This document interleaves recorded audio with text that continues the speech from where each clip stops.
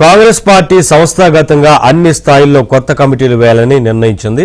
Booth స్థాయి నుంచి రాష్ట్ర స్థాయి వరకు కమిటీలను రాబోయే 3 వారాల్లో ఏర్పాటు చేయనుంది. ఇందుకు అనుగుణంగా ఆ పార్టీ ప్రణాళిక రచించింది. దీనికోసం ఏఐసీసీ, పీసీసీ పరిశీలకులను నియమించనుంది.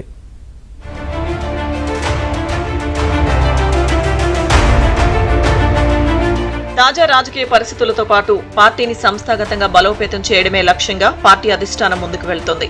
ఇందులో భాగంగా AICC in charge Meenakshi Natarajan, PCC అధ్యక్షుడు మహేష్ కుమార్ గౌడ్లు వరుసగా పార్లమెంట్ నియోజకవర్గాల వారీగా సమావేశాలు నిర్వహిస్తున్నారు. పార్టీ కమిటీల ఏర్పాటుపై ఇప్పటికే ప్రణాళికను సిద్ధం చేసినట్లు తెలుస్తోంది. ఈ క్రమంలోనే 1-2 రోజుల్లో జిల్లాలకు ఏఐసీసీ, పీసీసీ పరిశీలకులను నియమించనున్నారు. అనంతరం పార్టీ బూత్ స్థాయి కమిటీల నియామకం చేపట్టనున్నారు. ఆ తర్వాత గ్రామ, బ్లాక్, మండల అధ్యక్షుల ఎన్నికలను పూర్తి చేస్తారు.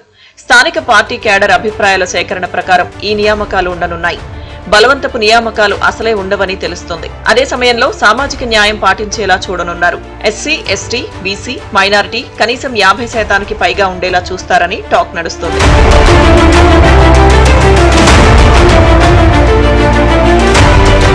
మహిళలకు కూడా అత్యధిక ప్రాధాన్యత ఇస్తారని ప్రచారం సాగుతోంది.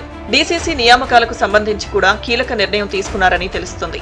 ఇకపై పార్టీలో డీసీసీలు కీ రోల్ పోషించనున్నారు. ఇందుకోసం రాష్ట్రంలో ఇప్పుడున్న డీసీసీ అధ్యక్షులను మార్చాలని సూత్రప్రాయంగా నిర్ణయించారు. దీనిలో భాగంగా కొత్త వారిని ఎంపిక చేసేందుకు ఏఐసీసీ ప్రత్యేకంగా పరిశీలకులను నియమించనుంది.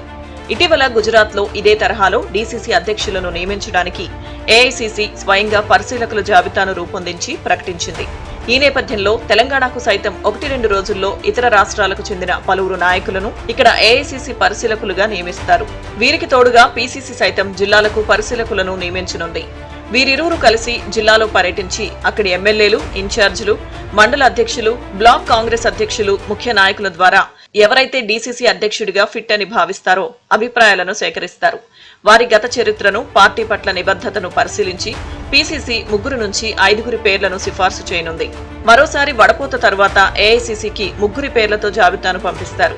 ఏఐసీసీ ఆ 3 పిలిపించి ఇంటర్వ్యూ చేసి అక్కడ తుది నిర్ణయం తీసుకుని వారి పేర్లను అధికారికంగా ప్రకటించనుంది. ఇక్కడ కూడా సామాజిక న్యాయానికి పెద్దపీట వేస్తారని టాక్.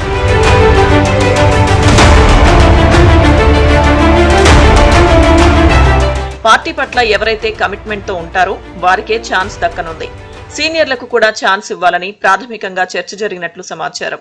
ఇకపై డీసీసీల ద్వారానే పార్టీ కార్యకలాపాలు జరగనున్నాయి. వారిచ్చే ఫీడ్బ్యాక్ ద్వారానే పార్టీ నిర్ణయాలు ఉండనున్నాయి. వారిచ్చే సమాచారంతోనే ఎంపీ, ఎమ్మెల్యే, స్థానిక సంస్థల జాబితాను ఖరారు చేస్తారని సమాచారం. అందుకే ఇప్పుడున్న డీసీసీలను మారుస్తున్నట్లు తెలుస్తోంది. ఈ నిర్ణయం జాతీయ స్థాయిలో జరిగినందున నేతలంతా ఫాలో అవుతారని, ఎవరూ వ్యతిరేకించే అవకాశం లేదని టాక్. రాహుల్ గాంధీ ఆలోచన మేరకు ఈ విధానపరమైన నిర్ణయం తీసుకున్నట్లు సమాచారం. ఇక డీసీసీల నియామకం జరిగాక పీసీసీ కార్యవర్గాన్ని ఫైనల్ చేయనున్నారు.